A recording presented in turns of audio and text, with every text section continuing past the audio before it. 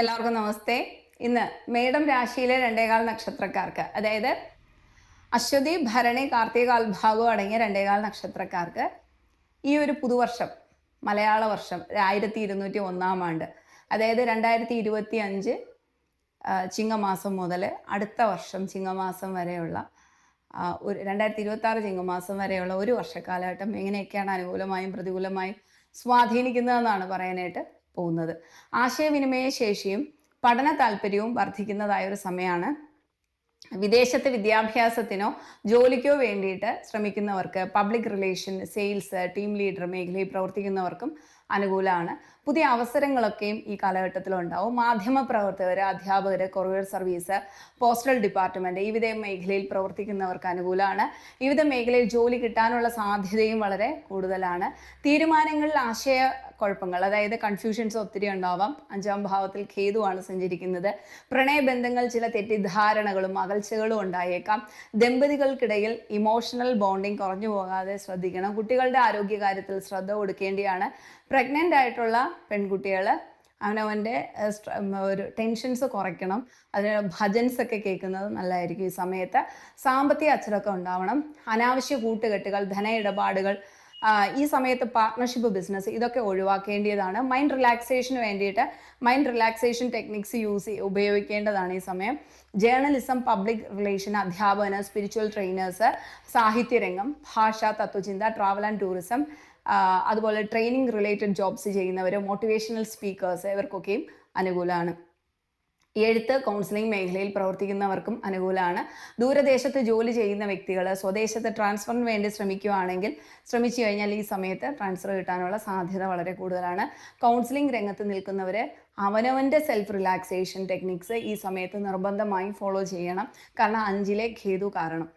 മാത്രമല്ല 12ാമത്തെ രാശിയിൽ ശനിയാണ് സഞ്ചരിക്കുന്നത്. 7.5 ശനിയുടെ സമയമാണ്. അത് ഫസ്റ്റ് ഫേസാണ് 7.5 ശനിയുടെ.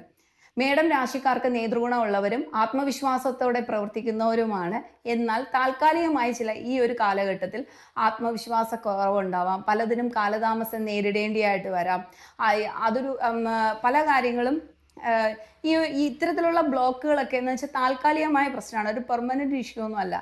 ഈ സമയത്ത് യാതൊരു ഫലപ്രതീക്ഷയും കൂടാതെ വേണം നമ്മൾ പരമാവധി ശ്രമം കൊടുത്ത് പല കാര്യങ്ങളും എല്ലാ കാര്യങ്ങളും ചെയ്യേണ്ടതും പരമാവധി ശ്രമം കൊടുത്ത് പ്രതീക്ഷ കുറച്ചിരിക്കണം. പ്രതീക്ഷയോടെ ചെയ്താൽ പലപ്പോഴും ഡിലേ വരാനുള്ള സാധ്യതയുണ്ട്.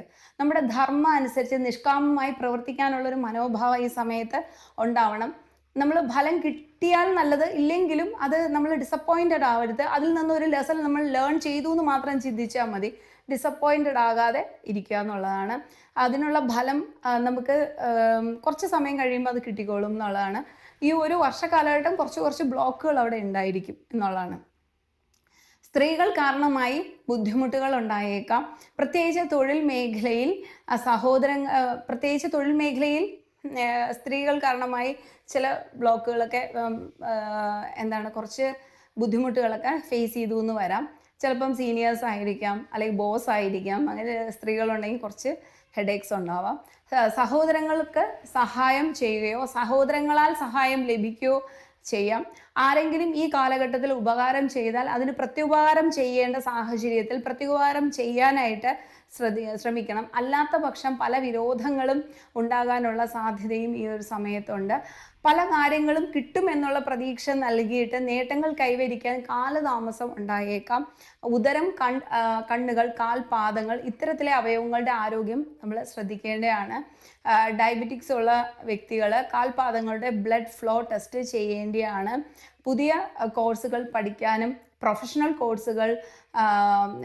കോഴ്സുകളൊക്കെ പഠിക്കാനും പ്രൊഫഷണൽ സർട്ടിഫിക്കേഷൻസ് ഒക്കെ കരസ്ഥമാക്കാനുമുള്ള യോഗം ഈ ഒരു സമയത്തുണ്ട്. ക്രിമിനൽ ലോയേഴ്സിനൊക്കെ അനുകൂലമാണ്. എന്നാൽ നമ്മുടെ എത്തിക്സിന് വിരുദ്ധമായ പല കേസുകളും കൂടുതൽ റെമ്യൂണറേഷൻ ഓഫർ ചെയ്ത് വരാനുള്ള സാധ്യത വളരെ കൂടുതലാണ്. അഡ്വക്കേറ്റ്സിന് പൊതുവിൽ അനുകൂലമാണ്. അതുപോലെ ജഡ്ജ്, മജിസ്ട്രേറ്റ്, കീഴ്ജീവനക്കാരോട് കൂടിയ ജോലികൾ, അതായത് ഹയർ പൊസിഷനിലോട്ടൊക്കെ ജോലിക്ക് അപ്ലൈ ചെയ്യുന്ന ആൾക്കാർക്കും അത് കിട്ടാനുള്ള സാധ്യത വളരെ കൂടുതലാണ്. അനാവശ്യ ചെലവുകളൊക്കെ ഈ സമയത്ത് ഒഴിവാക്കേണ്ടതാണ്. അനാവശ്യ ചെലവിനായി പ്രേരിപ്പിക്കുന്ന ചില കൂട്ടുകെട്ടുകളും വന്നുപെട്ടേക്കാം. കൃത്യമായ ഒരു ബൗണ്ടറി ഇട്ട് സ്വന്തമായ നല്ല നിലപാടുകളോടെ മുന്നോട്ട് പോകാനായിട്ട് ശ്രദ്ധിക്കേണ്ടതാണ്. ജോലിയിൽ സീനിയേഴ്സുമായും സഹപ്രവർത്തകരുമായും നല്ല ബന്ധം നിലനിർത്തിയാൽ തൊഴിൽപരമായിട്ട് അനുകൂലമായ പല മാറ്റങ്ങളും അവിടെ ഉണ്ടാവുകയും ചെയ്യും. കേസ് നിലവിലുള്ള വ്യക്തികൾ, പ്രത്യേകിച്ച് വസ്തു തർക്കങ്ങൾ, വഴിയുമായി ബന്ധപ്പെട്ട പ്രശ്നങ്ങൾ അല്ലെങ്കിൽ ഡിവോഴ്സ് കേസുകൾ, ഇതൊക്കെ നവംബർ മാസത്തിൽ സെറ്റിൽമെൻറ്റിന് ശ്രമിക്കുന്നത് നല്ലതാണ്. അല്ലെങ്കിൽ കേസ് നീണ്ടുപോകാനുള്ള സാധ്യത വളരെ കൂടുതലാണ്. സാമ്പത്തികമായ ചില ഏറ്റക്കുറച്ചിലുകളൊക്കെയും ഉണ്ടാകാം. പാർട്ട്ണർഷിപ്പ് ബിസിനസ്സിന് അനുകൂലമല്ല. കുടുംബത്തിൽ പ്രായമായ വ്യക്തികളുടെ ആരോഗ്യം, പ്രത്യേകിച്ച് അമ്മയുടെ ആരോഗ്യമൊക്കെ ശ്രദ്ധിക്കേണ്ടതാണ്. സ്വത്ത് സംബന്ധിച്ച് അമ്മയുമായി ചില അഭിപ്രായ വ്യത്യാസങ്ങളൊക്കെ ഉണ്ടെങ്കിൽ അത്തരത്തിലുള്ള അഭിപ്രായ വ്യത്യാസങ്ങളൊക്കെ നവംബർ മാസത്തിൽ പരിഹരിക്കപ്പെടും എന്നുള്ളതാണ്. എന്നാൽ ബന്ധുക്കളുമായി അഭിപ്രായ വ്യത്യാസങ്ങൾ ഉണ്ടാകാം. ഹയർ സ്റ്റഡീസിനും വിദേശവാസത്തിനും അനുകൂലമാണ്. റിസർച്ച് ചെയ്യുന്നവർക്ക് റിസർച്ച് ഗൈഡുമായി അഭിപ്രായ വ്യത്യാസങ്ങൾ ഉണ്ടാകാതെയും ശ്രദ്ധിക്കേണ്ടതാണ്. തൊഴിൽ മാറ്റം, ട്രാൻസ്ഫർ, വിദേശവാസം, ഇത്തരത്തിലെ മാറ്റം നമുക്ക് പ്രതീക്ഷിക്കാം. അനാവശ്യ ചെലവുകൾ കാരണം സാമ്പത്തിക സമ്മർദ്ദങ്ങൾ അനുഭവപ്പെടാം. കുടുംബത്തിൽ ചില അഭിപ്രായ വ്യത്യാസങ്ങളും ദാമ്പത്യ ജീവിതത്തിൽ ചില തെറ്റിദ്ധാരണകളും ഉണ്ടാകാം. ആരോഗ്യകാര്യത്തിലും ശ്രദ്ധ കൊടുക്കേണ്ടതാണ്. ആരോഗ്യകാര്യത്തിനായി ചിലവുകൾ ഉണ്ടാകാനുള്ള സാധ്യതയുണ്ട് എന്നുള്ളതാണ്. ശാരീരികവും മാനസികവുമായ ആരോഗ്യം ശ്രദ്ധയോടെ കൈകാര്യം ചെയ്യേണ്ടതാണ് ഈ ഒരു സമയത്ത്. ചിലവുകളിൽ കൃത്യത വേണം. ഹൈ റിസ്ക് ഇൻവെസ്റ്റ്മെൻറ്റുകൾ ഒഴിവാക്കേണ്ടിയാണ്. 11 രാഹു പുതിയ തൊഴിലവസരങ്ങൾ, മികച്ച പ്രൊഫഷണൽ ബന്ധങ്ങൾ, സാമ്പത്തികമായ പുരോഗതി എന്നിവയൊക്കെ പ്രതീക്ഷിക്കാവുന്നതാണ്. ബിസിനസ് ചെയ്യുന്ന വ്യക്തികൾക്ക് വിദേശ ബന്ധങ്ങൾ ഉള്ള സാധ്യത വളരെ കൂടുതലാണ്. പ്ലാനിങ്ങോടുകൂടി പ്രവർത്തിക്കാൻ ശ്രമിക്കേണ്ടതാണ്. കുടുംബ വീട്ടിലൊക്കെ താമസിക്കുന്ന വ്യക്തികൾക്ക് വേറെ വീട് വെച്ച് മാറി താമസിക്കാനുള്ള യോഗവും ഈ ഒരു കാലഘട്ടത്തിലുണ്ട്.